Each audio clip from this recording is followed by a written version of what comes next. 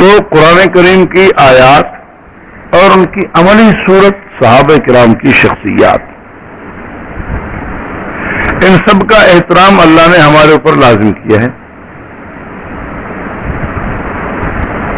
کہ بغیر وضو کسی آیت کو ہاتھ نہیں لگانا اور بغیر احسان کے، بغیر نیک نیتی کے کسی صحابی کا نام نہیں لینا، بغیر احترام کے کسی صحابی کا نام نہیں لینا.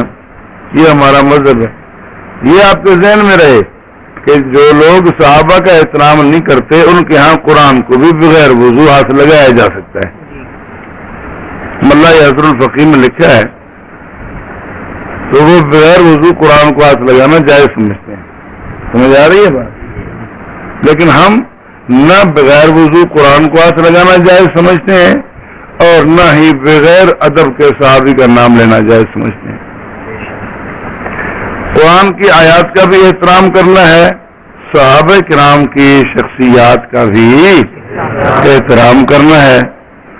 قرآن کریم کی آیات چاہے وہ محکمات ہوں چاہے متشابہات ہوں، ان کا معنی ہمیں سمجھ آئے تب بھی احترام کرنا ہے، ان کا معنی ہمیں سمجھ نہ آئے تب بھی احترام کرنا ہے. آیت ہونا ثابت ہو. اسی طرح صحابہ کرام کی شخصیات کے معاملات یا مشاجرات ہمیں سمجھ آئیں تب بھی احترام کرنا ہے، اور اگر کوئی بات ان کی ہماری سمجھ سے بالا تر ہو تب بھی احترام کرنا ہے، کیونکہ اس کا قرآن کی آیت کی وجہ سے احترام ہے اور ادھر صحابیت کی وجہ سے احترام ہے. پھر قرآن کریم کی آیات کا دار و مدار بظاہر ہے الف بے کی تختی پہ. الف بے کی تختی پہ باقی الفاظ قرآن کے کوئی سمجھے کوئی نہ سمجھے، لیکن تقریباً تمام لوگ، تقریباً ان پڑھ بھی جو آگے نہیں پڑھتے، الف بے کی تختی کو سمجھتے ہیں. اسی طرح باقی صحابہ کو جانتے ہوں یا نہ جانتے ہوں، لیکن کم از کم خلفائے راشدین کی تختی کو ہر مسلمان جانتا ہے.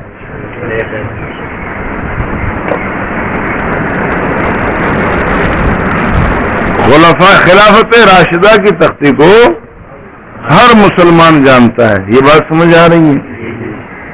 اور پھر حسن اتفاق یہ ہے کہ الف بے کی تختی بھی، حروف تہجی کی تختی بھی الف بے سے شروع ہے، یہ پہ ختم ہے. اور خلافت راشدہ موعودہ کی تختی بھی ابو بکر کی الف بے سے شروع ہے، علی کی یہ پہ ختم ہے.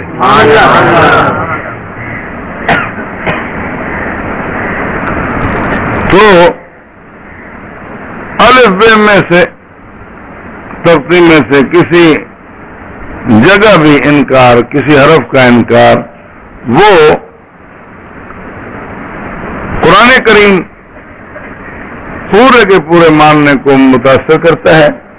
اسی طرح خلافت راشدہ کی تختی میں سے کسی پر بھی بے ادبی والی بات وہ تمام صحابہ کو ماننے نہیں دیتی اور اس ایمان کو متاثر کرتی ہے.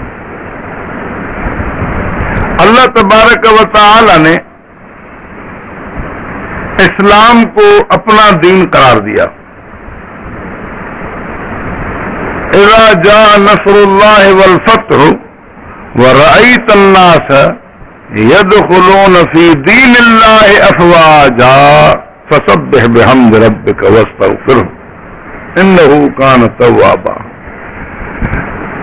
رسول پاک صلی اللہ علیہ وسلم سے فرمایا جا رہا ہے کہ جب اللہ کی مدد آ گئی، فتح آ گئی اور آپ اپنی آنکھوں سے دیکھتے ہیں لوگ اللہ کے دین میں داخل ہو رہے ہیں، افواجن، لشکروں کے لشکر، فوجوں کی فوجیں، تو آپ اللہ کا شکر بجا لائیں. اب دیکھیں اللہ تبارک و تعالیٰ نے یہ نعمت رسول پاک صلی اللہ علیہ وسلم کو دے کر فوجوں کی فوجیں مسلمان جو ہو رہے ہیں اس پر فرمایا کہ آپ شکر بجا لائیں. اللہ کو تو سب علم ہے، ماضی مستقبل اللہ کے لیے برابر ہے. تو اللہ پاک نے جو فرمایا کہ شکر بجا لائیں، تو اچھی چیز دے کر یا سادی چیز دے کر؟ بولو بھائی. اللہ تعالیٰ نے جو فرمایا شکر بجا لائیں تو اچھی جماعت دے کر یا ردی جماعت دے کر؟ اور ایک جماعت نہیں، کئی فوجیں. بہت بڑی کمک ہے، کئی فوجیں، افواج تنقیر تکفیر کے لیے کئی فوجیں. تو اب اللہ تبارک و تعالیٰ نے جو حضور علیہ السلام کو شکر بجا لانے کا حکم فرمایا تو وفادار دے کر یا غدار دے کر؟ ہاں، شکر بجا لاؤ کہ میں نے تمہیں غدار دیے، یہ ہو سکتا ہے؟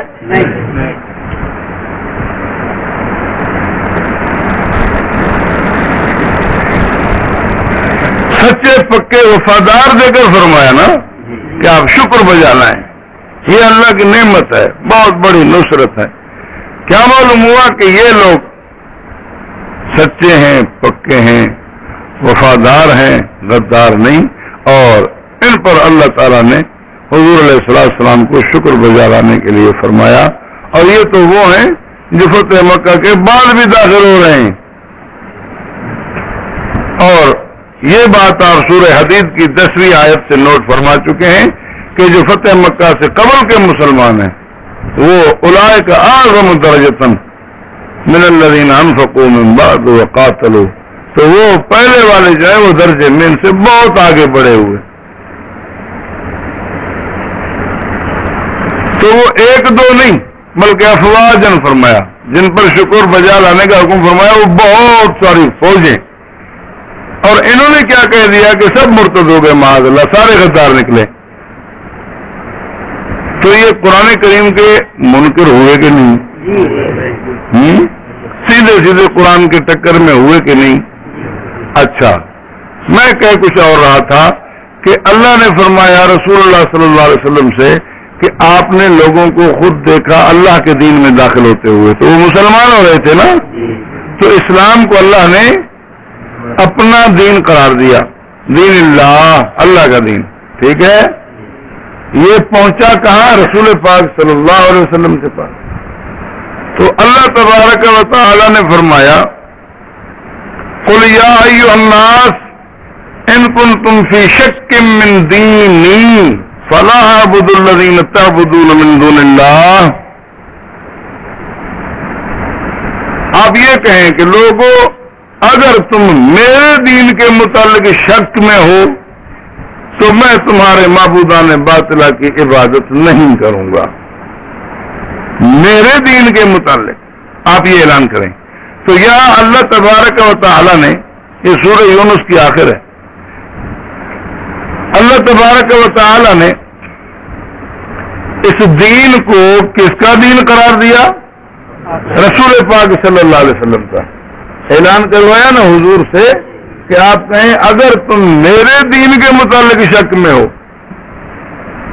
تو یہاں اللہ تبارک و تعالی نے اسی دین کو، اسلام کو، کس کا دین قرار دیا؟ بولو بھائی. ہاں، وہی میں عرض کر رہا تھا نا کہ بس وہ آپ یا افراط میں یا تفریط میں، یا نعرے ماریں گے یا بالکل نہیں بولیں گے. میں دیکھ رہا ہوں ایک آدھ ساتھی کو بات میری سمجھ آئی ہے.